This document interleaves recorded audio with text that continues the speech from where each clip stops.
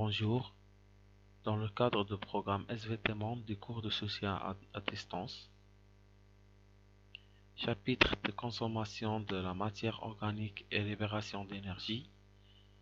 La partie de la libération d'énergie emmagasinée dans la matière organique, l'activité de la respiration cellulaire, la glycolyse.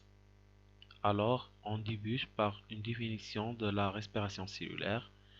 C'est la dégradation totale du glucose au niveau cellulaire pour produire de l'énergie en présence d'oxygène. Elle se déroule en plusieurs étapes, débute par la glycolyse dans le hyaloplasme au cytosol de la cellule. Alors, après l'entrée de glucose dans la cellule, elle se trouve dans le cytosol, où il subit la glycolyse. Cette glycolyse se déroule en 3 étapes. La phase 1, c'est la consommation de 2 molécules d'ATP, donneurs de phosphate, pour transformer le glucose en glucose de phosphate, pour lui empêcher de sortir de la cellule. Puis, ce glucose de phosphate, elle va être divisé en deux pour passer en deuxième étape. C'est l'oxydation de glycéraldéhyde phosphate par l'intermédiaire de NAD+, qui lui arrache 2 protons et 2 électrons.